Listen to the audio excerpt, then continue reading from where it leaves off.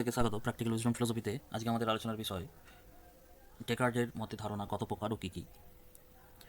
Descartes একজন বুদ্ধিবাদী দার্শনিক ছিলেন এবং তিনি স্বতঃসিদ্ধ যে জ্ঞানের উৎস সম্বন্ধে ইন্দ্রিয় অভিজ্ঞতাকে কিন্তু তিনি মেনে নেননি।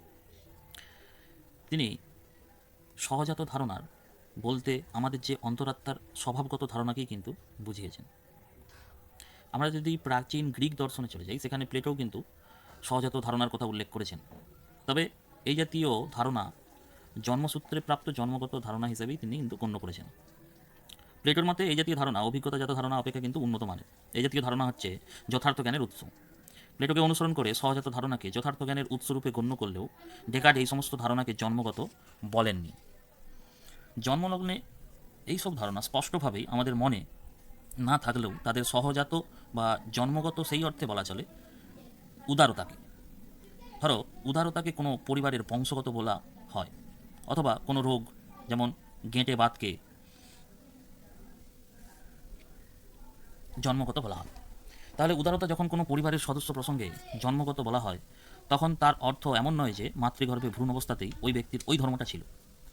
আমরা কেবল এটাই বলতে চাই যে উদারতা হওয়ার একটা প্রবণতা নিয়ে সে কিন্তু জন্ম গ্রহণ করেছে। ঠিক আছে? তো সেই অর্থে কোনো রোগকে যখন জন্মগত বলা হয়, তখন এমন বলা হয় না যে মাতৃগর্ভে ভ্রূণ অবস্থায় ব্যক্তি বিশেষ ওই রোগে আক্রান্ত ছিল। তখন এটাই বলা হয় যে রোগটিকে হওয়ার একটা কিন্তু প্রবণতা লাভ করেছে ওই ব্যক্তি, জন্মগ্রহণ করেছে। ঠিক সেরকমভাবেই যে ডেকার্টের মতে সহজাত ধারণা জন্মকালের কোনো কিন্তু স্পষ্ট ধারণা না, তা হচ্ছে জন্মসূত্রে লব্ধ বিশুদ্ধ বুদ্ধির ধারণা লাভের একটা সামর্থ্য বা প্রবণতা। আমরা যদি লকের দর্শনে চলে যাই, লক কি বলেছিল যে জন্মের সময় আমাদের মন থাকে অলিখিত সাদা কাগজের মতো, কথাটা বলেছিল। কিন্তু ডেকার্টের ধারণাটা বিশুদ্ধ বুদ্ধির একটা প্রবণতা বা সামর্থ্যের জন্যই কিন্তু আমরা এমন কতগুলি ধারণা লাভ করি যেগুলো কিন্তু স্পষ্ট এবং বিবিক্তভাবে, ফলত যা আমাদের সমস্ত নিশ্চিত জ্ঞানের চিত্তভূমি হয়ে ওঠে। প্রিন্সিপাল অফ ফিলোসফি গ্রন্থে ডেকার্ট সুস্পষ্টভাবে এই কথা বলেছেন যে কেবল অধিবিদ্যা নয়, পদার্থবিদ্যার ক্ষেত্রেও যৌক্তিক অবরোহণ পদ্ধতিতে সহজাত ধারণা থেকে অপরাপর ধারণা নিষ্কাশন করে সুনিশ্চিত জ্ঞান লাভ করা কিন্তু সম্ভব। সহজাত ধারণা মাত্রই সেটা স্পষ্ট এবং বিবিক্ত, এবং সেই জন্যই ডেকার্টের অভিমত হচ্ছে বৈজ্ঞানিক জ্ঞানকে গ্রহণ করতে হলে সহজাত ধারণা ভিত্তিক তাকে কিন্তু হতেই হবে। ডেকার্ট তিন রকমের ধারণার কথা বলেছেন।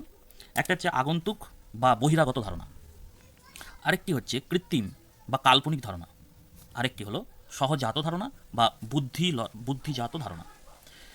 দেখো, আগন্তুক ধারণাটা কি?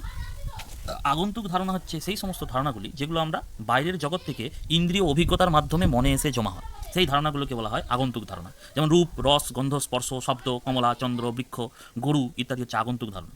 আগন্তুক ধারণাগুলি মৌলিক হতে পারে, আবার যৌগিকও হতে পারে। যেমন লাল, নীল প্রভৃতির যে ধারণা, এগুলো হচ্ছে মৌলিক, কিন্তু কমলা, বৃক্ষ, গরু এগুলো কিন্তু যৌগিক।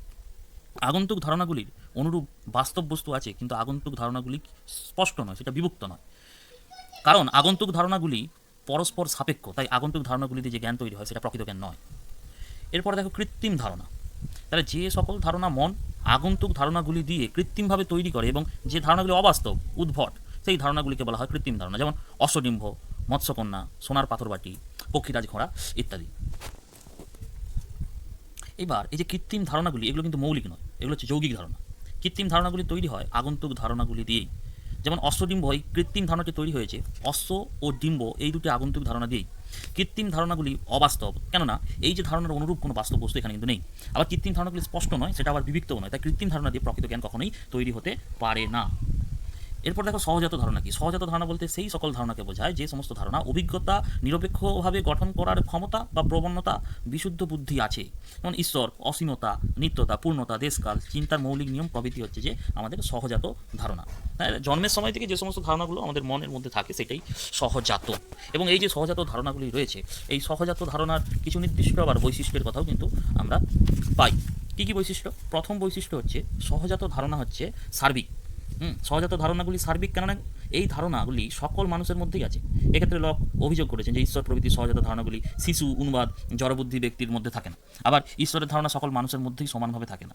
তবে এই অভিযোগ ডেকার্টের ক্ষেত্রে কিন্তু প্রযোজ্য নয়, কারণ শিশু, জড়বুদ্ধি ব্যক্তির ক্ষেত্রে বুদ্ধিস্থ যে সহজাত ধারণাগুলি মন প্রকাশ করতে পারে না, মনের এই যে ক্ষমতা না থাকার অর্থই হচ্ছে সহজাত ধারণা নেই বললেই চলবে।